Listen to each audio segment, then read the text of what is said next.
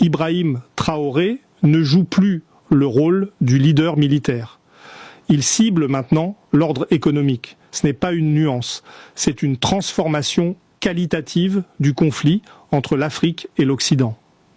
Traoré accélère la renégociation des contrats miniers au Burkina Faso, augmente la part de l'État dans les mines d'or et les ressources stratégiques et utilise un langage explicitement anti-français, centré sur le colonialisme économique et la souveraineté pan-africaine. Les déclarations officielles parlent de réformes économiques, mais en coulisses, des négociations dures avec les entreprises occidentales sont en cours. Et si ce modèle est imité au Mali, au Niger, en Guinée, l'ordre économique Afrique-Occident vacille en chaîne. Cette analyse va vous démontrer pourquoi cette manœuvre est bien plus grande qu'elle n'en a l'air. Premièrement, Traoré fait quelque chose pour la première fois.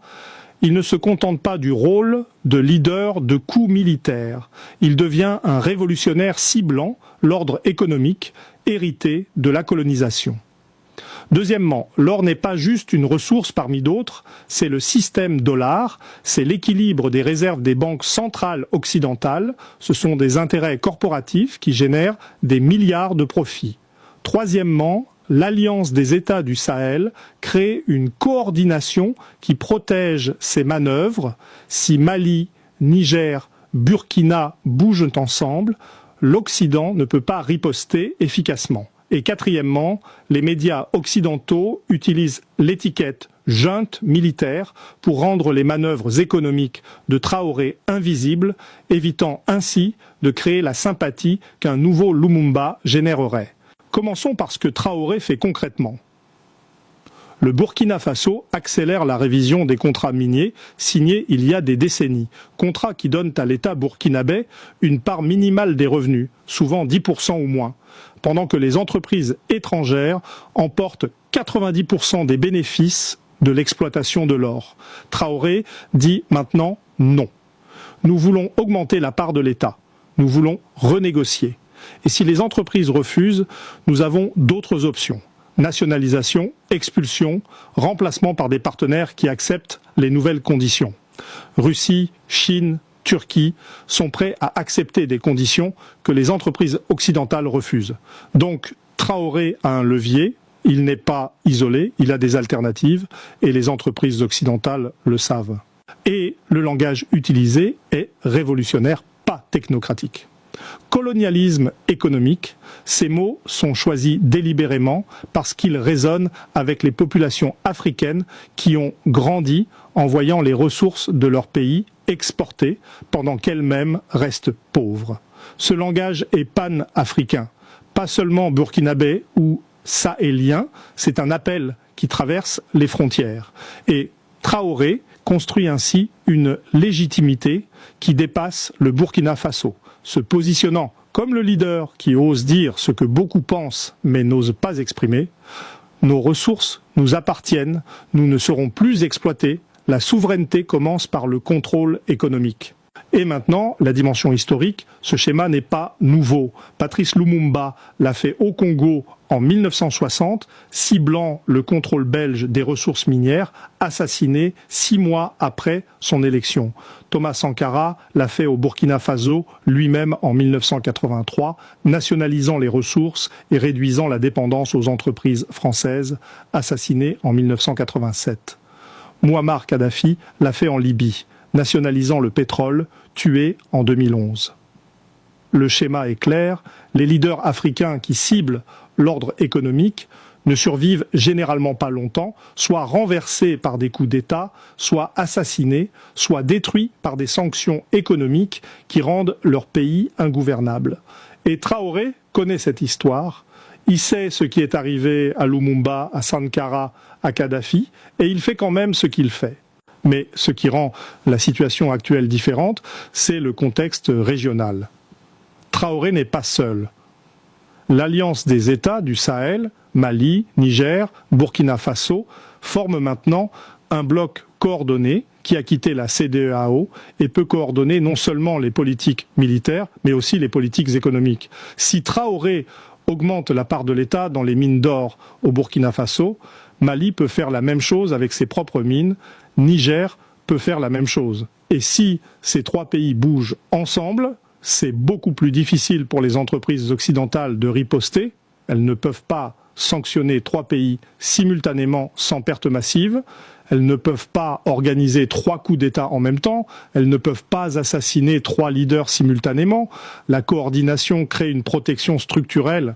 Et maintenant, les enjeux pour l'Occident. L'or n'est pas simplement une ressource extractive parmi d'autres, c'est un actif stratégique qui sous-tend le système financier mondial.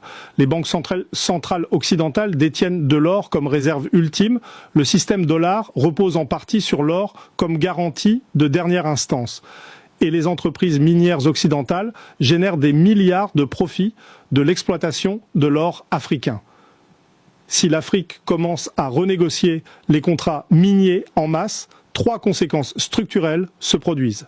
Premièrement, les profits des entreprises s'effondrent.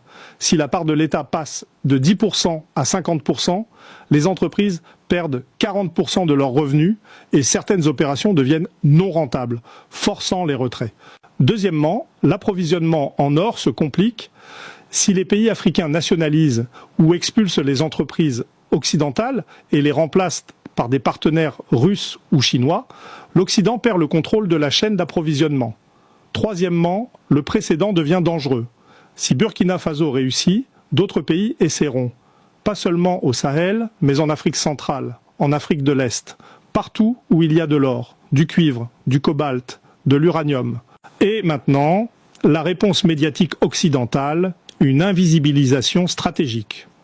Les médias occidentaux utilisent systématiquement l'étiquette « junte militaire » pour Traoré, ce qui produit deux effets. Premièrement, cela délégitimise, junte signifie illégitime. Militaire signifie non démocratique, donc tout ce que Traoré fait devient automatiquement suspect. Deuxièmement, cela rend les manœuvres économiques invisibles. Quand les médias parlent de Traoré, ils parlent de sécurité, de coup d'État, de violence, mais jamais de renégociation de contrats miniers ou de souveraineté économique. Cette invisibilisation est stratégique parce que si les médias occidentaux racontaient l'histoire économique, un jeune leader africain qui reprend le contrôle des ressources de son pays face aux entreprises occidentales, cela créerait de la sympathie. Cette histoire résonne avec les populations africaines, avec les populations du Sud global, même avec certaines populations occidentales qui critiquent le capitalisme extractif. Donc, les médias occidentaux évitent cette histoire et préfèrent le narratif du leader militaire instable. Et le parallèle avec Lumumba devient pertinent. Patrice Lumumba est devenu une icône en Afrique, non pas parce qu'il a gagné, mais parce qu'il a osé dire que les ressources du Congo appartenaient au Congo, défier la Belgique, parler de souveraineté économique. Sa mort a créé un symbole de résistance, de dignité, de refus de l'exploitation, et maintenant, les médias occidentaux ne veulent pas créer un nouveau Lumumba. Ils ne veulent pas créer un martyr ou un symbole. Donc, ils essaient de présenter Traoré comme quelque chose de différent, pas un révolutionnaire ou un héros, juste un homme fort militaire ou un leader autoritaire. Cette narration est une tentative de contrôler le récit avant qu'il ne devienne incontrôlable. Et l'escalade ? 75% de probabilité dans les 24 à 72 heures. 3 déclencheurs possibles. Premièrement, une entreprise minière occidentale fait un bras de fer ouvert, refuse de renégocier, menace de se retirer, mobilise des lobbies pour presser son gouvernement d'intervenir. Ce bras de fer public force Traoré à montrer sa force avec une nationalisation ou une expulsion, créant un précédent qui rend d'autres pays plus audacieux. Deuxièmement, menace de sanctions. Si un gouvernement occidental menace le Burkina Faso de sanctions économiques à cause des renégociations minières, cela transforme le conflit d'une confrontation entre Traoré et des entreprises privées en une confrontation entre Traoré et des États, créant une dynamique de souveraineté nationale où les populations burkinabées se rallient derrière Traoré, et les autres pays africains voient cette confrontation et choisissent leur camp. Troisièmement, coup d'État ou tentative d'assassinat contre Traoré.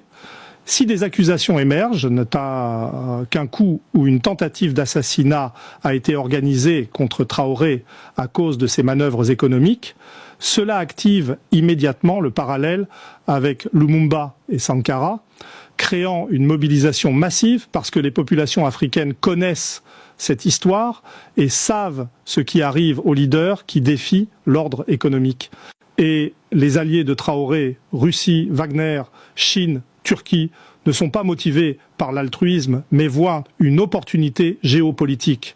Si l'Occident perd le contrôle des ressources africaines, quelqu'un d'autre va les contrôler et ils veulent être ce quelqu'un d'autre. Donc, ils offrent à Traoré ce que l'Occident ne peut pas offrir. Pas de conditions politiques, pas de leçons de démocratie, pas de sermons sur les droits humains, juste des affaires. Et Traoré utilise cette compétition, met les offres en concurrence. Si les entreprises françaises ne veulent pas renégocier, les entreprises russes le feront. Si les entreprises canadiennes partent, les entreprises chinoises viennent. Cette compétition donne à Traoré un pouvoir qu'aucun leader africain n'a eu depuis des décennies. Le pouvoir de choisir, le pouvoir de dire non, le pouvoir de négocier. Et maintenant, l'effet domino.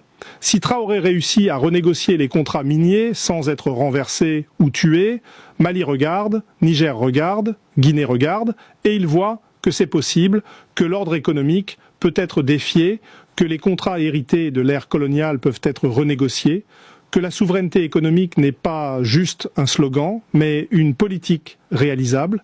Et si ces pays suivent, l'effet domino commence, pas seulement l'or, mais le cuivre, le cobalt, l'uranium, le pétrole, toutes les ressources africaines actuellement exploitées sous des contrats défavorables deviennent des cibles de renégociation. Et si cela se produit à grande échelle, l'ordre économique Afrique-Occident vacille, les entreprises occidentales perdent leur accès préférentiel, les prix augmentent, les chaînes d'approvisionnement se réorganisent et l'Occident perd un avantage stratégique qu'il maintient depuis des siècles. Et la dimension générationnelle, Traoré a 37 ans, il représente une génération qui n'a pas peur, qui n'a pas de nostalgie pour l'ordre ancien, qui ne doit rien aux élites qui ont collaboré avec l'Occident pendant des décennies. Cette génération regarde l'histoire et tire des conclusions différentes, elle ne demande pas la permission, elle ne négocie pas poliment, elle exige et elle est prête à prendre des risques que la génération précédente n'était pas prête à prendre. Et cette génération n'est pas seule au Burkina Faso. Elle existe à travers l'Afrique, dans les jeunes officiers militaires, au Mali, au Niger, en Guinée, dans les jeunes activistes, au Kenya, au Nigeria, en Afrique du Sud. Tous partageant une frustration avec l'ordre existant, une volonté de le changer et une conviction que leur génération peut réussir là où les générations précédentes ont échoué. Et les scénarios futurs, 3 possibilités structurelles. Premièrement, répression externe. L'Occident organise un coup d'État contre Traoré ou l'assassine, créant un martyr et activant l'effet Lumumba, où les mouvements de libération économique se multiplient à travers le continent. Deuxièmement, compromis. Les entreprises occidentales acceptent de renégocier, mais négocient des conditions qui maintiennent leur contrôle essentiel, donnant à Traoré une victoire symbolique, mais laissant l'ordre économique largement intact. Troisièmement, transformation réelle. Traoré réussit, les contrats sont renégociés en faveur du Burkina Faso, d'autres pays suivent, et l'ordre économique Afrique-Occident se reconfigure fondamentalement. Le troisième scénario est le plus improbable, mais le plus intéressant, parce que si cela se produit, cela change tout. Pas seulement pour l'Afrique, mais pour l'ordre mondial. Si l'Afrique peut renégocier l'exploitation de ses ressources, d'autres régions du Sud global peuvent faire de même. L'Amérique latine avec le lithium, l'Asie du Sud-Est avec les terres rares, et l'ordre économique mondial basé sur l'extraction bon marché des ressources du Sud commence à s'effriter.